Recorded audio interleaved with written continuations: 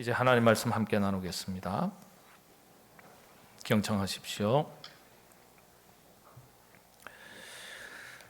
하나님이 야곱에게 이르시되 일어나 베델로 올라가서 거기 거주하며 내가 내 형 에서의 낯을 피하여 도망하던 때에 내게 나타났던 하나님께 거기서 제단을 쌓으라 하신지라.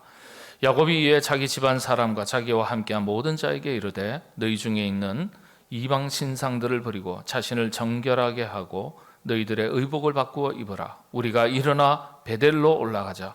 내 환난 날에 내게 응답하시며 내가 가는 길에서 나와 함께 하신 하나님께 내가 거기서 제단을 쌓으려 하노라 하매 야곱과 그와 함께한 모든 사람이 가나안 땅 루스 곧 베델에 이르고 그가 거기서 제단을 쌓고 그곳을 엘 베델이라 불렀으니 이는 그의 형의 낯을 피할 때에 하나님이 거기서 거기에 그에게 나타나셨음이더라. 아멘.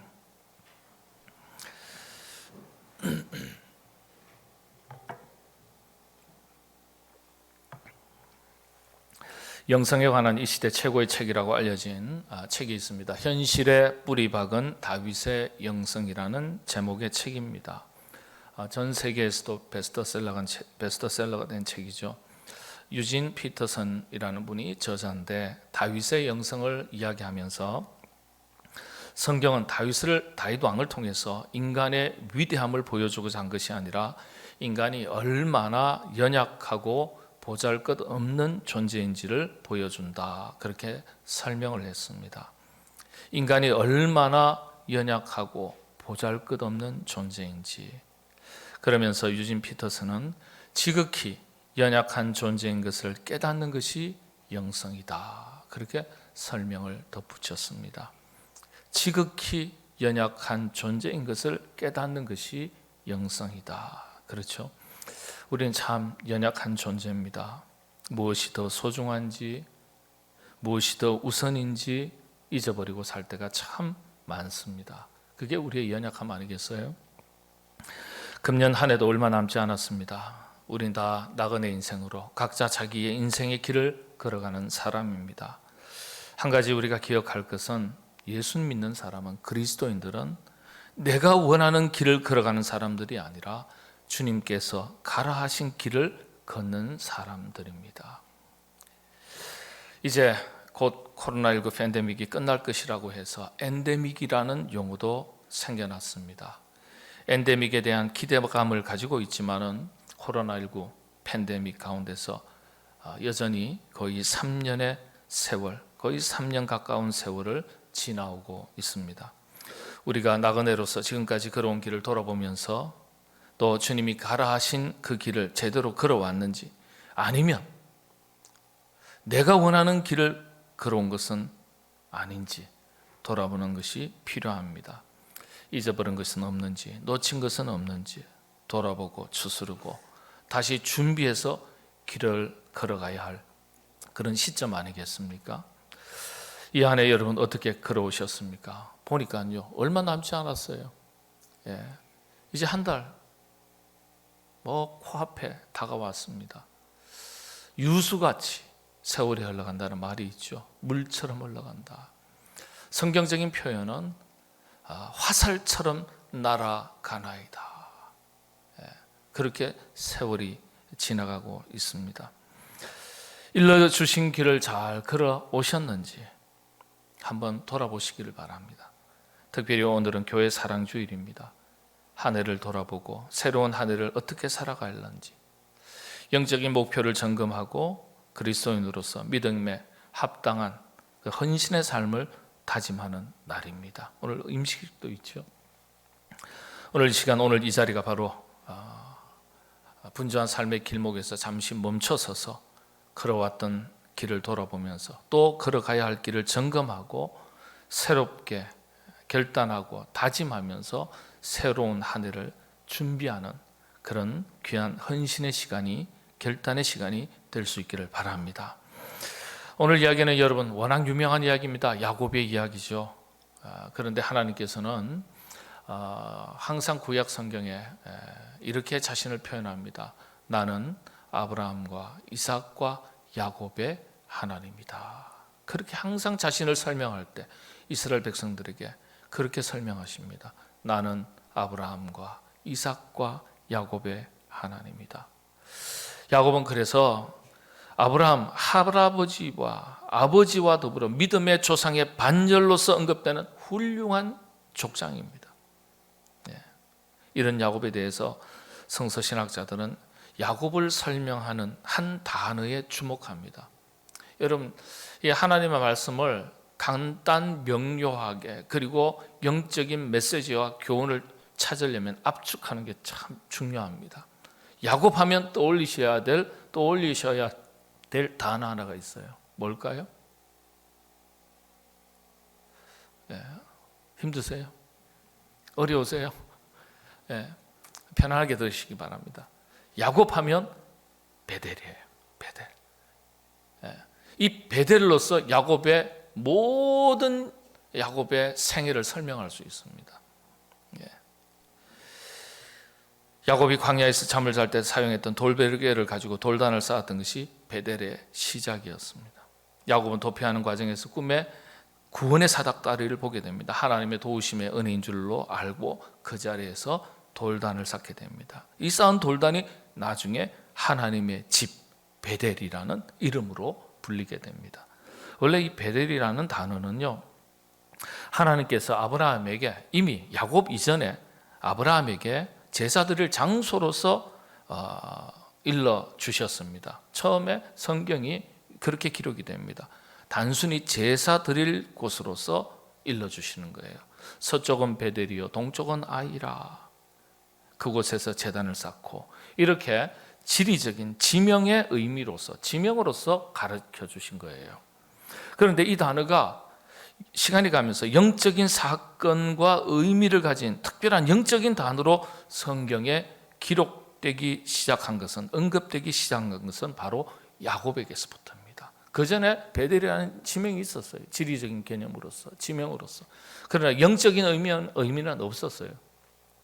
그런데 야곱으로부터 이 베델이 영적인 의미를 지닌 곳으로 이제 성경에 기록됩니다.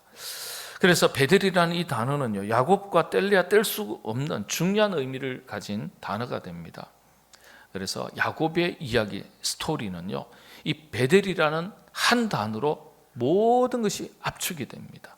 야곱의 신앙 세계가 베델이라는 단어, 이 한 단어에 다 녹아나 있다. 이렇게 말씀을 드려도 지나치지 않습니다. 오늘의 본문 이야기를 살펴보면요, 야곱이 딸 디나 사건으로 인해서 절체절명의 위기를 만나게 됩니다. 성폭행을 당하죠, 딸이 디나가. 그랬더니 그 오라버니들이 가서 원수를 갚습니다. 형제들을 다 죽여버리는 거예요. 그러니까 그쪽 집안에서 가만히 있겠습니까? 일가 친척들 다 족속들을 불러가지고 지금 야곱을 쳐들어오기 직전인 상태예요. 멸족하게 되는 거죠. 전멸하게 될 상황입니다.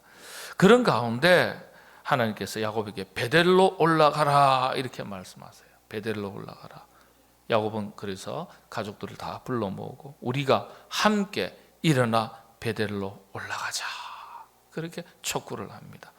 그리고는 마침내 그 위기를 벗어나게 됩니다.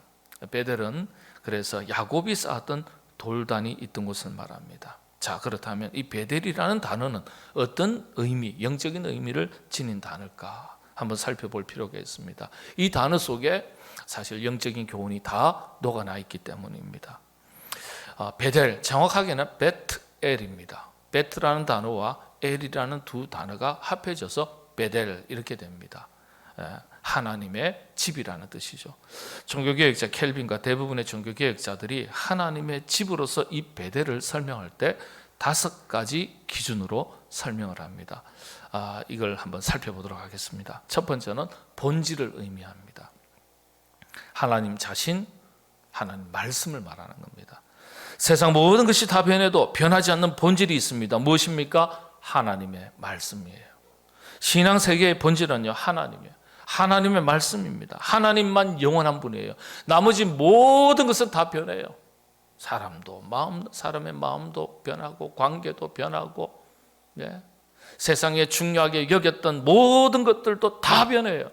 오직 하나님 말씀만 영원하다 그랬어요. 이사야서 40장 8절의 말씀을 보면 풀은 마르고 꽃은 시드나 우리 하나님의 말씀은 영원히 서리라. 영원히 서리라. 네, 하나님 말씀만 영원하다는 거예요.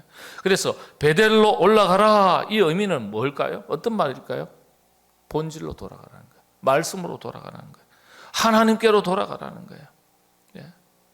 우리 삶에 수많은 문제가 있고 위기가 있고 그리고 시련과 역경이 닥쳐와도 우리 손에 문제가 있어도 하나님 손에는 답이 있습니다.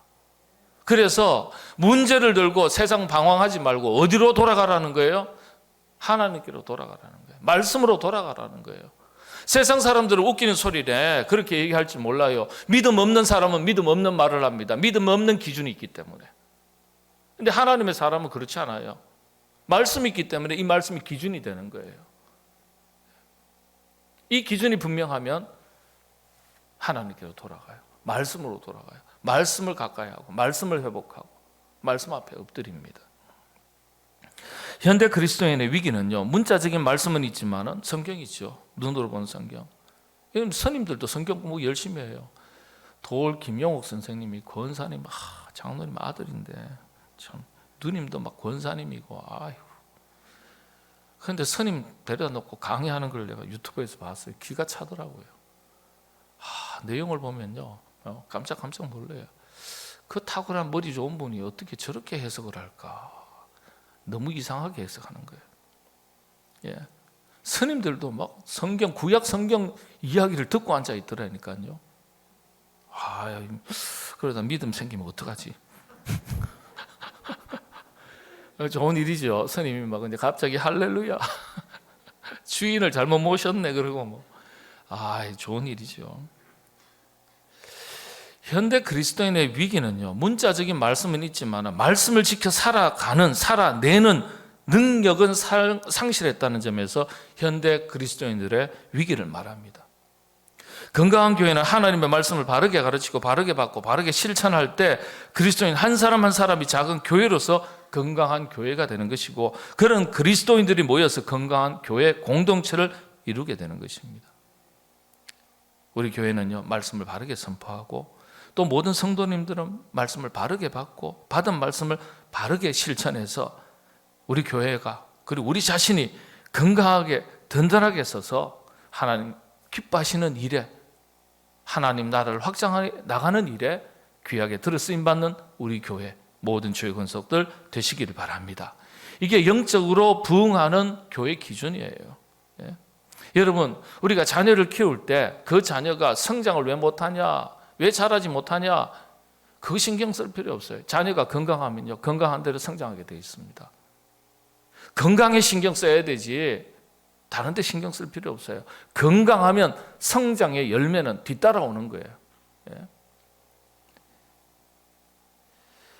한국 교회가 위기를 맞은 것은 교회 건강성에 문제가 생긴 것인데 말씀의 위기라고 그렇게 설명합니다. 본질의 위기죠. 본질의 위기. 제도의 위기도 아니고요. 어떤 시스템의 위기도 아니에요. 어떤 목회자의 위기가 아니에요. 말씀의 위기죠. 어떤 장로님, 권사님, 집사님, 재직들의 위기가 아니에요. 우리 모두의 말씀의 위기인 겁니다. 여러분들 영적으로 건강한 신앙생활을 하시게 되기를 바랍니다. 그러기 위해서 말씀이 필요한 거예요. 말씀이. 자, 두 번째는 이 베델을 하나님의 통치를 의미한다, 그렇게 말합니다. 하나님의 통치. 하나님의 통치가 뭡니까? 하나님의 나라를 의미하는 거예요. 여기에 선교적 의미가 있습니다. 하나님의 나라는 하나님께서 주인이 되셔서 다스리는 나라를 말하죠. 그래서 하나님의 나라는 종말론적으로 완성되는 영원한 하나님의 나라가 있고, 현세적인 개념에 제한적인 하나님의 나라가 있는 거예요. 우리 주님께서 뭐라고 말씀하셨습니까? 하나님의 나라, 아버지의 나라는 여기 있다 저기 있다가도 못하리니 하나님의 나라는 너희 안에 있느니라. 하나님의 나라가 여기 있다 저기 있다 할 것이 아니에요. 우리 마음속에 있다는 거예요. 왜냐? 우리 마음 가운데 말씀이 자리 잡고 이 말씀을 통해서 하나님께서 우리의 마음을 다스리시면 하나님의 나라가, 통치가 우리 안에서 이루어지는 거니까, 하나님의 나라가 1차적으로 우리 안에 이루어지는 거예요. 말씀은 있지만은 이 말씀을 통해서 내가 다스림을 받지 못하면 어떻게 해요? 내가 내 나라의 주인이 되는 거예요. 내 나라의 주인이 되는 거예요.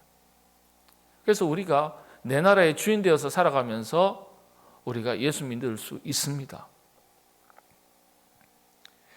하나님의 임재와 하나님의 다스림이 우리 안에서부터 시작되는 거예요. 그래서 하나님의 나라의 첫 출발지는요, 어디죠?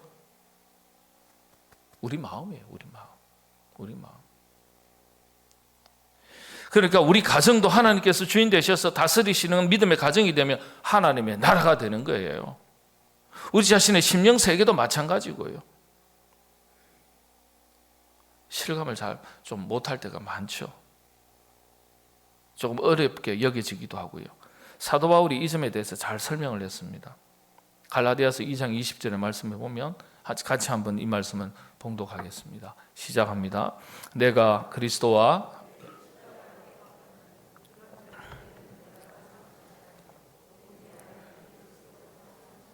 아멘. 예. 나는 죽고 내 안에 누가 산다는 거예요? 예수님이 산다는 거예요. 하나님이 산다는 거예요. 말씀이 산다는 거예요. 자기를 완전하게 깨끗하게 비우고 성령님께서 임재하셔서 아버지의 뜻을 따라서 살아가도록 역사하시고 이끄시는 상태, 이게 하나님의 통치라는 거예요. 그래서 자기 안에 이루어지는 하나님의 나라. 그런데 이 안에서 하나님의 나라가 임해야 임한 하나님의 나라가 뻗어나가기 시작하는 거예요. 확장되기 시작하는 거예요. 이렇게 뻗어나가는, 자기로부터 뻗어나가는 하나님의 나라를 가리켜 선교적 교회라고 말하는 거예요. 선교적 교회. 모든 선교의 출발점이에요. 나는 죽고 내 안에 그분이 사는 것, 주님이 사는 것. 우리 교회가 선교적 교회가 될 수 있기를 바랍니다. 예. 그러기 위해서 모든 성도들이 선교적 사명에 관심을 가지고 함께 뜻을 모으고 참여할 수 있어야 돼요. 근데 선교적 교회가 따로 있는 게 우리 자신이 성령이 거하시는 거룩한 전이기 때문에 우리 안에 하나님의 나라가 임하고 우리 안에 임하는 하나님의 나라가 확장되는 그 자체가 선교적이에요. 선교적. 예. 그 첫 번째가 해야 될 일이 뭐냐? 나는 죽고 그랬습니다. 그렇죠? 하나님의 통치니까. 하나님께서 다스리시려면 나는 죽어야 돼요. 예? 나는 죽어야 돼요. 그래서 자기를 죽이지 못하면 괴로움이 찾아옵니다. 자기를 죽이지 못하면. 우리가 신앙생활에 실패하는 것 중에 하나가 자기를 죽이지 못하는 거예요. 예? 자기를 죽이지 못하는. 내가 죽고 성령님이 뜨겁게 임재하실수록 내 안에 하나님의 나라가 임합니다. 하나님의 나라가 임할 때 첫 번째 특징이 뭡니까? 평안입니다. 평안. 그래서 내 인생이 왜 이렇게 뒤숭숭하고 겉으로 보일 때는 멀쩡한 것 같은데 이 안에 왜 이렇게 전쟁 치르는 것 같고 뭔가 보여지는 것과 내 속은 좀 다르고 왜 나는 이렇게 참 이 마음이 평안하지 않고 내 영혼의 세계가 불편하고 불안하고 안정이 되어 있지 않는가? 상황 때문이라고요? 천만의 말씀요. 환경 때문이라고요? 천만의 말씀. 네. 내가 죽지 못해서요. 내 안에 하나님이 온전하게 임재하시고 하나님께서 다스리시려면 그래야지, 다스리셔야지 내 안에 평안이 찾아오는데 하나님의 나라가 임하는데 하나님의 나라의 첫 번째 특징을 평안이라고 말합니다. 내가 너에게 평안을 주노니 세상이 주는 것과는 다르다 그랬어요. 그러니까 이 평안이 임해야 행복한 거예요. 그래서 성령님께서 뜨겁게 임재하실수록 하나님의 나라가 임하고 하나님 나라 가운데서 우리가 평안을 누리는 겁니다. 그래서 말씀드리지만은 신앙생활 하시면서도 늘 불편하고 괴롭고 마음이 평안하지 못한 것은 사실 주변 환경 때문이 아니에요. 상황 탓도, 다른 사람 탓도, 교회 탓도 아니에요. 자기가 죽지 못했어요. 자기가 죽지 못했어요. 그런 경우가 대부분이에요. 여러분, 확실하게 육으로는 죽고 영으로는 살아서 하나님께서 허락하시는 참된 평안을, 안식을 누리는 여러분 되시기를 바랍니다. 세 번째, 이 베델을 설명을 할 때 교회를 의미한다, 이렇게 설명을 합니다. 교회, 구약시대 하나님의 집이라고 불렸던 베델은 오늘의 교회를 의미합니다. 그런데 교회의 진정한 의미는 어떤 것이겠습니까? 눈에 보이는 건물로서의 교회가 아니라, 교회라는 이름의 시작이 어떻게 시작이 됐습니까? 주는 그리스도시요 살아계신 하나님의 아들이십니다. 베드로의 신앙 고백 바탕 위에 주님께서 내 교회를 세우겠다, 주님의 교회를 세우시겠다, 그렇게 말씀하시지 않았습니까? 그래서 교회 출발점은요, 하나님을 향한 분명한 자기 고백, 신앙 고백에서부터 출발합니다. 그래서 교회 원형으로서 베델을 해석할 때 야고보에게 있어서 베델은요, 분명한 신앙 고백, 자기 결단을 나타내는 단어예요. 베델에서 나는 죽었네, 나의 참된 주인은 여호와 하나님이십니다, 아주 결단하는 거예요. 여러분, 신앙생활도요, 분명한 신앙 고백과 자기 결단이 분명할 때 신앙생활에 힘이 생깁니다. 능력이 생깁니다. 그리고 또 여러분, 왜 열매가, 우리 신앙생활 10년, 20년, 30년, 40년 하는데도 열매가 없냐? 내가 무엇을 믿고 어떻게 살 것인가에 대한 확고한 자기 신앙의 결단과 고백이 흐려지면 열매가 없습니다. 그게 없으면요, 왔다 갔다 하는 거예요.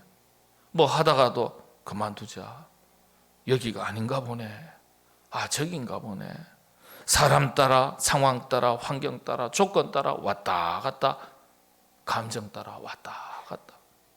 나무도 한 그루 한 그루 여러분들 옮겨 심어 보세요. 그 나무가 해갈이 하면서 열매를 맺습니까? 열매 못 맺어요. 신앙생활 똑같습니다. 열매가 없어요. 현대 그리스도인들의 신앙생활의 기준이 교회를 중심으로 하는 신앙생활입니다. 참 신기한 것은요, 눈에 보이는 외형적인 교회가 멀어지면 멀어질수록, 또 신앙 공동체에서 멀어지면 멀어질수록 신기한 것은요, 하나님으로부터 멀어지게 되어 있습니다. 네. 교회 본질이 눈에 보이는 성도들의 공동체로서 외형적인 교회에서 멀어지면 멀어질수록 신앙생활에 낙오하게 되어 있습니다. 그래서 목회를 하면서 가만히 보면요, 조용히 예배만 드리고 가는 성도들, 물론 개인적인 상황과 형편 여러 가지 이유가 있을 수 있겠습니다만, 또 다는 아니지만은 그렇게 그냥 예배만 드리고 공동체와의 서로 관계나 연결이 되어 있지 않으면요, 어느 날 보면은 조용히 사라집니다. 없어집니다. 철새처럼, 그리고 늘 이곳저곳 다니게 됩니다. 혹시라도 더 좋은 교회가 없나, 또 좀 더 편한 데가 없나, 예? 자신의 욕구와 관심에 따라서 이런 교회는 없나, 이렇게 자꾸 다니게 되는 거예요. 여러분, 좋은 교회를 찾아서 다니시려면요, 교회를 도대체 몇 번 바꾸셔야 되겠어요? 예? 그렇지 않습니까? 여기 다니다 보면은 세상에 완전한 곳이 없거든요. 저희가 더 좋은 줄 알고 가보면 또 거기서 뭐예요? 이거 몸살해요. 그러다 여기 또 아닌가벼, 또 딴 데가 있나 봐. 그래가지고 또 딴 데 가보세요. 여기 또 아니네. 다시 되돌아갈 수도 없고, 이거 참 난처하네. 철새처럼 왔다 갔다 해가지고 열매가 없습니다. 여러분, 좋은 교회를 찾아서 가는 그런 그리스도인보다 나로 하여금 발을 딛게 하시고 있게 하신 이 교회가 주님의 뜻이 있는 줄로 믿고 좋은 교회를 만들어 갈 줄 아는 그런 교인들이 진짜 능력이 있고 힘 있는 교인이에요. 예? 여러분, 그래서 하나님의 뜻이 있는 줄로 믿고 주의 몸된 교회에 부르신 이유를 찾고, 그래서 이 교회를 좋은 교회로 만들어 갈 줄 아는 저와 여러분, 우리 모두가 되시기를 바랍니다. 예? 그래서 늘 유행가 가사처럼 눈이 오나 비가 오나 어떤 경우에도 자기 자리를 지켜가는, 한결같이 지켜가는 그런 사람들이 승리를 하고 나중에 열매를 얻습니다. 여러분 모두 확실하게 뿌리를 잘 내리시고 신앙생활 잘 감당하시는 열매 있는 여러분 되시기를 바랍니다. 네 번째, 베델의 의미는 예배를 의미합니다. 예배를 의미해요. 하나님의 집에 대한 가장 기본적인 이해가 예배 드리는 곳 아니겠어요? 예배. 구약적인 표현으로서는 제사죠. 그런데 제도적인 예배, 형식적인 예배를 의미하는 것이 아니고 예배 정신을 말합니다. 예배의 핵심은 절차, 형식, 제도 있는 게 아니에요. 예배가 왜 필요합니까? 왜 예배의 형식과 절차가 필요합니까? 왜 이 교회가 구약 시대로 말하면 왜 성소가 필요하고 성전이 필요합니까? 성막이 필요합니까? 그리고 제사, 구체적인 그 성소 안에서 성막에서 왜 구체적인 행위로서 지금의 예배죠, 제사가 필요합니까? 하나님과의 관계가 파괴되었을 때 회복하는 첫 번째 현장이 교회예요. 성소예요. 이 예배가 하나님과 우리와의 깨어진 관계가 회복되는 첫 번째 행위인 거예요. 그래서 교회를 가리켜 회복의 현장, 그 중에 핵심 예배를 가리켜 회복의 현장이라고 그렇게 말합니다. 하나님과의 바른 관계, 사람과의 바른 관계, 죄로 인해서 깨어지고 무너진 하나님의 질서를 회복하는 첫 번째 현장이 예배의 자리예요. 그래서 우리에게 예배가 너무나 중요한 거예요. 우리에게 예배가 중요한 것은, 그래서 우리가 흔들리고 얼룩지고 깨어지고 상처받고 무너진 모든 것이 회복되는 첫 번째 현장이기 때문에 중요한 거예요. 그래서 예배를 소중히 여기시고 예배의 자리와 시간을 사모하셔야 돼요. 현대교회, 현대 그리스도인들의 위기가 어떤 겁니까? 예배가 흔들렸다는 거예요. 예배가. 여러분, 온전하고 하나님 받으시는 신령과 진정, 영과 진리로 예배를 드리고 또 예배 드릴 때 하나님께서 여러분들에게 참된 안식과 평강을 주셔서 삶이 회복되는 은혜가 이 예배의 현장으로부터 하나님께서 우리에게 허락해 주시기를 바랍니다. 예배가 그래서 그렇게 중요해요. 개인의 신앙 수준을 볼 때 뭘 보면 알 수 있는지 아십니까? 예배의 생활 보면 알 수 있습니다. 예배 생활 시원찮고서 신앙 좋은 분 못 봤어요. 열매 있는 분 못 봤어요. 자, 마지막으로 다섯 번째, 이 베델은 헌신을 의미합니다. 우리는 베델금에 하나님의 집이라는 그 정도의 개념으로만 이해를 하는데, 구약시대에는요, 이 베델 하면 자동적으로 희생 제물을 생각하게 되어 있어요. 왜냐? 제사를 드릴 때는 반드시 희생 제물을 드리도록 되어 있거든요. 그런데 희생 제물이라는 게 어떤 겁니까? 구약시대 희생 제물은요, 자기를 대신해서 희생 제물을 드리는 거예요. 제사 때. 그래서 비둘기를 잡고 양을 잡고 소를 잡는 거예요. 내가 죽어야 되는데, 내가 드려져야 되는데 나 대신에 드리는 거예요.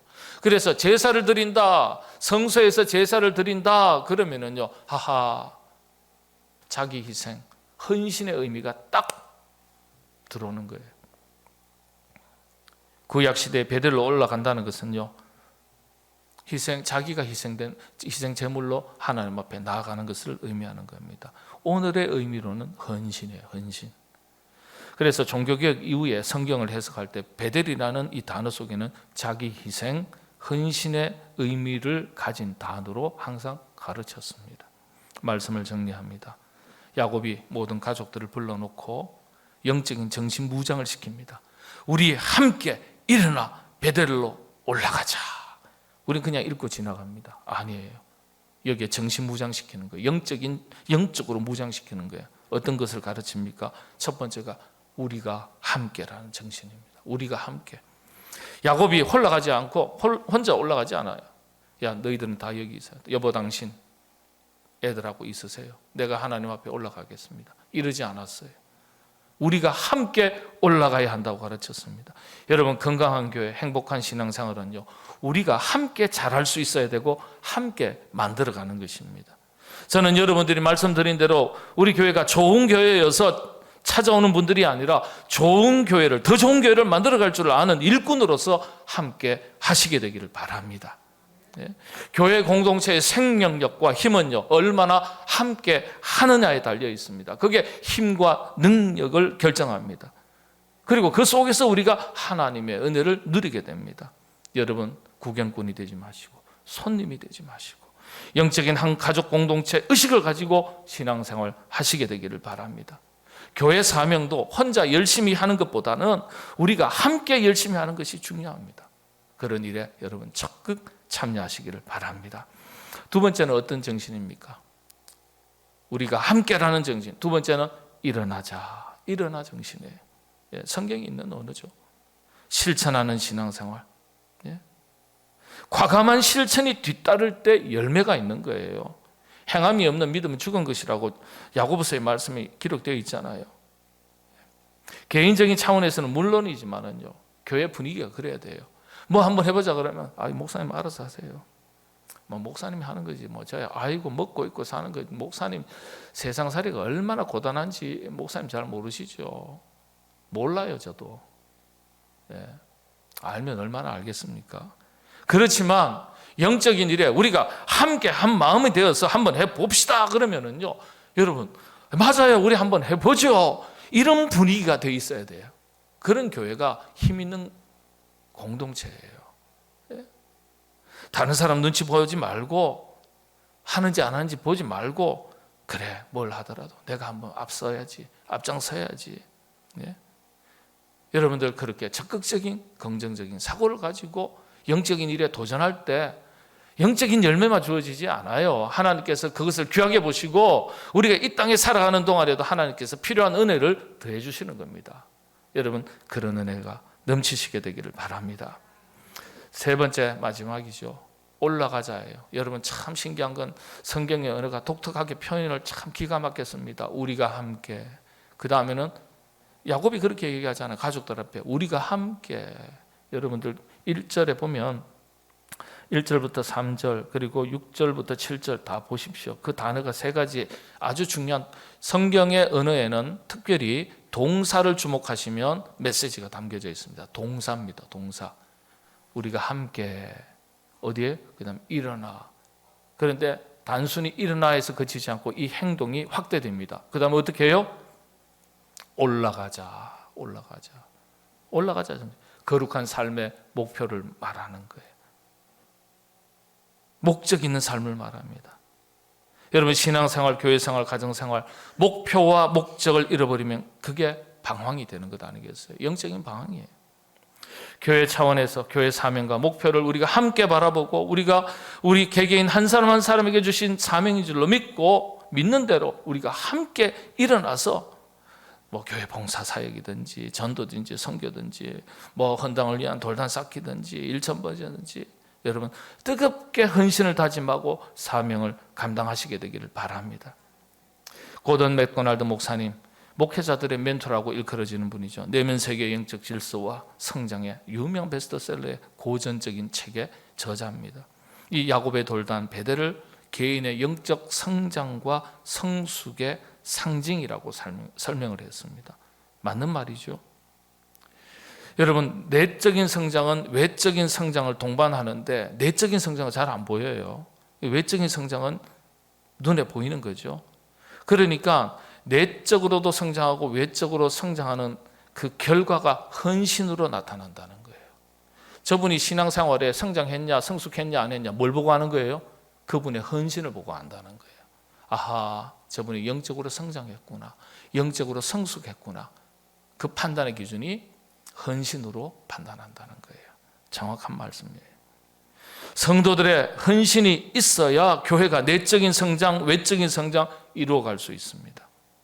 개인의 영적 성장과 성숙을 이루어 가시면서 헌신된 일꾼으로서 우리 하나님의 나라를 확장시켜 나가는 일에 여러분들도 귀하게 쓰임받는 하나님의 일꾼들 다 되시기를 바랍니다. 그렇게 하나님께 쓰임받을 때 하나님께서 각양의 은혜 더해 주시지 않겠습니까? 그 또한 그런 은혜 여러분들에게 하나님께서 더해 주실 줄로 믿습니다. 기도하겠습니다. 하나님, 이 어려운 시대에 우리 모두가 부름받은 일꾼으로 주님 앞에 서게 하여 주옵소서. 하나님 나라를 위하여 귀하게 들으심받는 일꾼 되는 것에 소망을 가지고 사모하며 믿음의 헌신의 결단과 행위가 있게 하시고 또 이와 같은 성도들의 우리의 공동체를 통해서 하나님 기뻐하실 귀한 열매들을 맺어서 우리 교회나 온 성도들이 하나님 앞에 참으로 칭찬받고 복음의 역사에 더 귀하게 들으심받는 우리 교회의 온 성도들 되게 하여 주시옵소서. 특별히 임직받는 분들 하나님 죄 몸된 교회에 없어서 아니 될 참 귀한 분들이라 하나님께도 칭찬 듣고 우리 온 성도들에게도 자랑이 되는 귀한 일꾼으로 세워지게 하여 주옵소서. 예수님의 이름으로 기도하옵나이다. 아멘.